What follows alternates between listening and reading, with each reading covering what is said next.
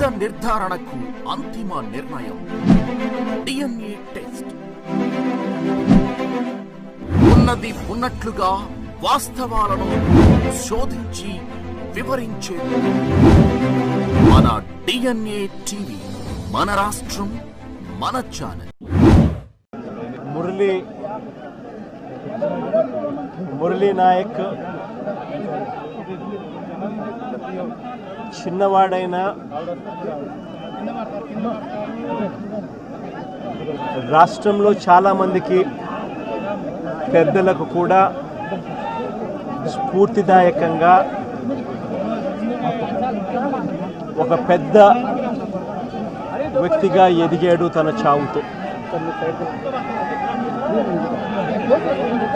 భారతదేశం కోసం తాను పోరాడుతూ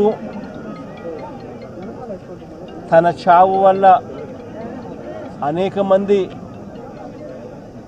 మిగిలిన అన్నదమ్ములు అక్క చెల్లెమ్మలకు రక్షణిస్తూ తాను ప్రాణాలు కోల్పోయాడు. అలాంటి మురళిని తేడమైతే వెనక్కి తాలేము,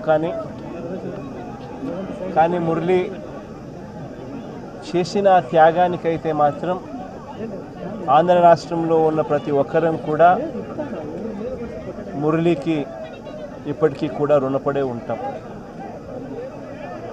రాష్ట్ర ప్రభుత్వం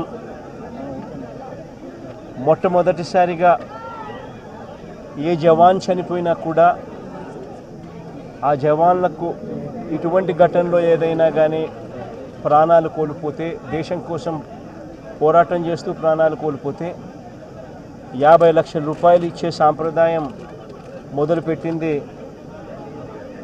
వైఎస్ఆర్సీపీ ప్రభుత్వ హయాంలో మొదలుపెట్టినందుకు చాలా సంతోషపడతా ఉన్నాం. ఆ సాంప్రదాయాన్ని కొనసాగిస్తూ ఇప్పటి ప్రభుత్వం కూడా 50 లక్షల రూపాయలు మురళి కుటుంబానికి ఇవ్వడానికి ముందుకొచ్చినందుకు ఈ ప్రభుత్వానికి కూడా కృతజ్ఞతలే. పార్టీ తరపు నుంచి అన్ని రకాలుగా మురళికి అండగా తోడుగా ఉంటాం. పార్టీ తరపు నుంచి ఒక 25 లక్షల రూపాయలు వైఎస్ఆర్ కాంగ్రెస్ పార్టీ తరపు నుంచి అండగా ఉంటూ ఆ కుటుంబానికి తోడుగా ఉండే కార్యక్రమం చేస్తాం.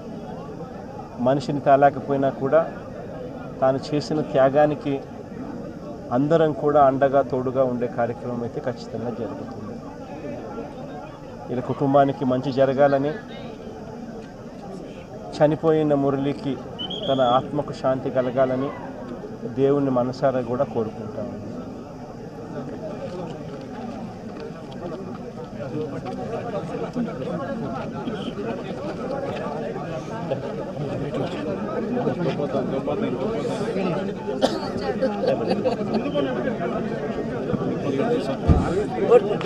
కోటి ధన్యవాదాలు సార్.